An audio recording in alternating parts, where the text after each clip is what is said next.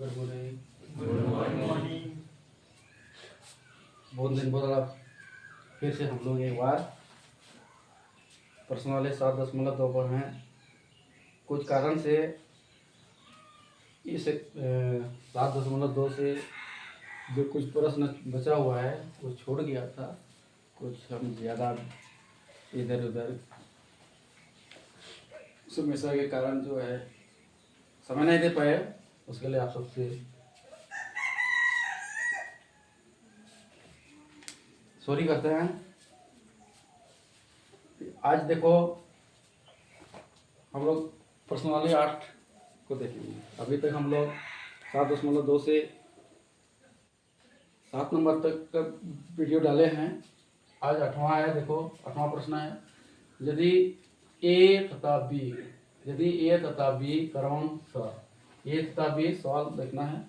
यदि ए तथा बी क्रमशः -2 तथा 2-4 हो तो बिंदु P के निर्देशांक ज्ञात कीजिए ताकि AP बराबर 3/7 AB हो तथा बिंदु P रेखाखंड AB पर स्थित हो। मान लो हम लोग एक रेखाखंड लेते हैं AB। क्या करेंगे, एक रेखाखंड हम लोग क्या लेंगे, AB। मान लो हम लोग ये रेखाखंड हो गया, ये रेखाखंड हो गया AB, ठीक है। ये रेखाखंड हो गया AB। बिंदु P रेखाखंड AB पर स्थित है, ठीक है। बिंदु P रेखाखंड क्या है, AB पर स्थित है। मान लो P बिंदु हम लोग यहाँ पर ले लेते हैं, ठीक है। देखो प्रश्न के अनुसार हम लोग सही है। बिंदु P रेखाखंड AB पर है, ठीक है। अब बिंदु A का मान क्या है, -2 -2 दिया है।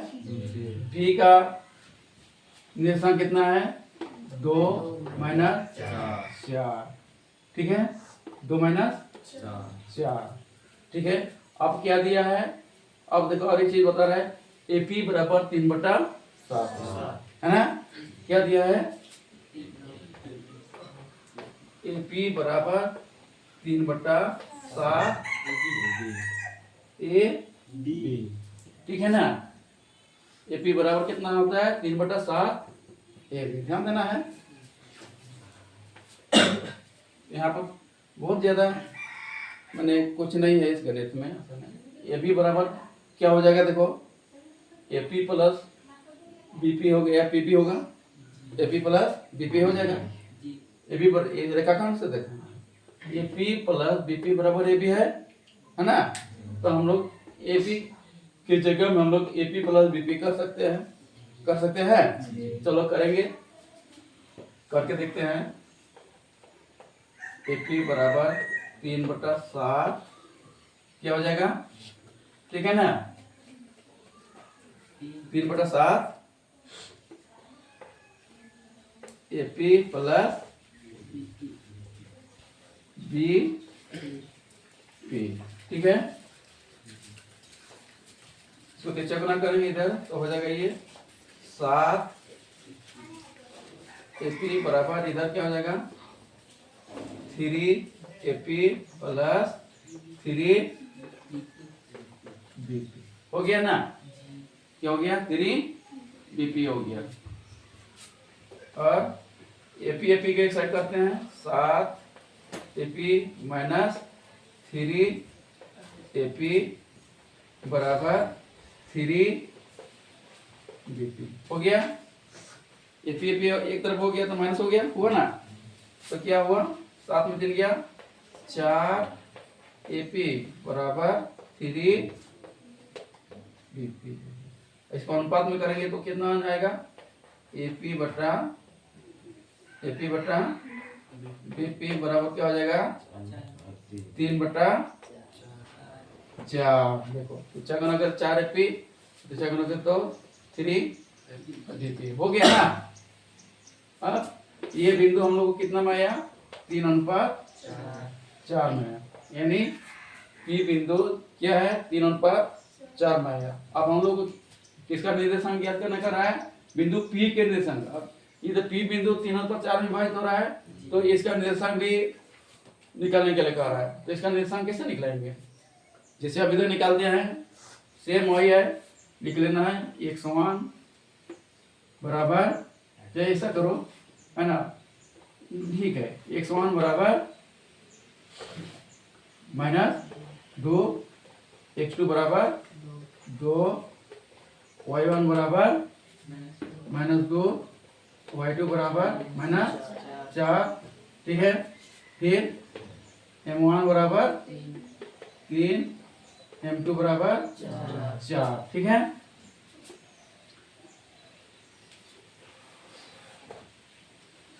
x बराबर क्या होगा सूत्र? m1 into x2 plus m2 into x1 बटा m1 प्लस m2। हाँ, m1 इंटू x2, m1 देखना है कितना है 3, m1 कितना है 3, ठीक है।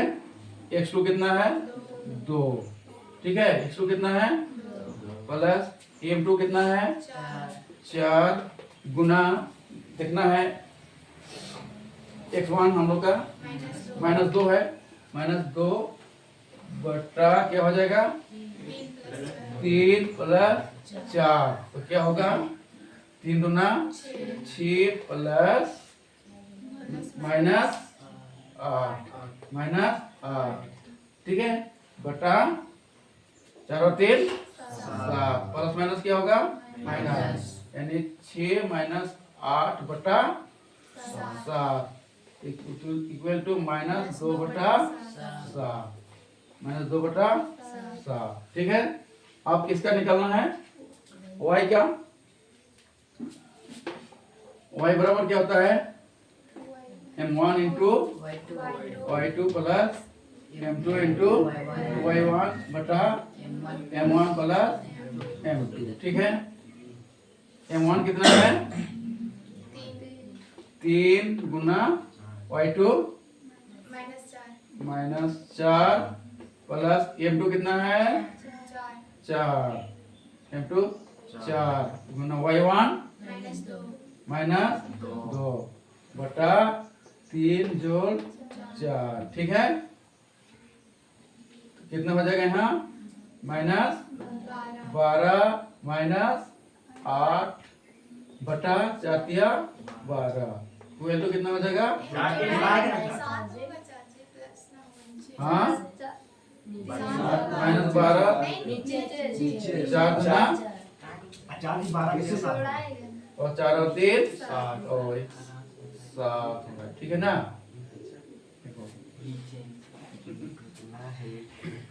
ठीक है, कितना हुआ 3 जोड़ 4 कितना 7, ठीक है। तो कितना हो जाएगा -20 बटा 7, ठीक है। इस प्रकार ये दोनों इसका निर्देशांक हो गया, ठीक है। फिर से एक बार देखना है, समझ में नहीं आया तो एक बार फिर से एपी बराबर कितना दिया हुआ है हम लोग का 3/7 AB, 3/7 AB, और एपी बराबर क्या होगा एपी प्लस बीपी, ठीक है। एपी बराबर 3/7 दिया है। अब एपी बराबर 3/7 दिया है, तो यहाँ क्रॉस गुना करो तो एपी 7 एपी इधर हो गया, और इधर क्या हो गया 3 एपी प्लस 3 बीपी हो गया, ठीक है। अब एपी को एक तरफ तो 4 एपी एपी एक तरफ हो गया, तो 7 एपी माइनस 3 एपी बराबर 3 बीपी हो गया, हुआ ना। अब इधर क्या हो गया 7 में 3 गया, कितना हुआ 4, 7 एपी माइनस 3 एपी 4 एपी बराबर 3 बीपी हो गया, यानी एपी बटा बीपी बराबर क्या हो गया अनुपात में लाए तो 3/4, ठीक है। अब इसका क्या करना है निर्देशांक निकालना है। निर्देशांक निकालने के लिए किसका निर्देशांक बोला है p का निर्देशांक के लिए x1 बराबर -2, x2 बराबर 2, ठीक है, y1 बराबर -2 और y2 बराबर -4, m1 बराबर 3, m2 बराबर 4। चलो अब विभाजन फार्मूला यूज करते हैं, x बराबर m1 into x2 plus m2 into x1, ठीक है। m1 3 गुना x2 2 प्लस m2 कितना है 4 गुना x1 कितना है -2 m1 3 प्लस m2 4, ठीक है। तो कितना हुआ ये 3 दूना 6 प्लस माइनस माइनस, ठीक है, 4 दूना 8, ठीक है ना। यानी प्लस माइनस एक साथ क्या हो गया माइनस, तो क्या हुआ 6 माइनस 8 बटा 7 बराबर आएगा कितना -2 बटा 7। x बराबर -2 बटा 7। अब y बराबर देखो m1 into y2 plus m2 into y1 बटा m1 प्लस m2। देखो m1 प्लस m2 तो यहाँ पर भी उतना ही निकला है, 3 जोड़ 4 7 है ना। m1 प्लस m2 दोनों में सेम रहता है ना। यहाँ 7 है तो यहाँ भी 7 होना चाहिए, यानी हुआ ना जी, सेम ना है जी। देखो m1 plus m2 m1 plus m2, जब एक बार हम लोग यहाँ निकाल लिए m1 प्लस m2 तो अगला मान भी उतना ही रहता है, ठीक है, ध्यान में रखना है। तो ये क्या है m1 -3 और y2 कितना है -4, कितना हुआ गुना हुआ तो -12 प्लस m2 कितना है 4 और y1 कितना है -2 गुना हुआ तो -8 बटा 7 हो गया। अब देखो -12 और -8 कितना हुआ -20 और बटा 7। इस तरह से हम लोग का p का निरसन क्या आया, p का निरसन क्या हुआ है, एक p के निरसन लिख सकते हो अलग से, है ना। p के निर्देशांक क्या आया -2 बटा 7 और -2 बटा 7, ऐसा भी अलग करके लिख सकते हो, ठीक है। ठीक है, आज का वीडियो में इतना ही, फिर आगे कल 9 नंबर फिर 10, तब तक के लिए इजाज़त। और वीडियो को लाइक एंड शेयर किया जाए। जो भी अगर समझाने में असुविधा हो रही है तो कमेंट में ज़रूर लिखें, सुधार किया जाएगा। धन्यवाद।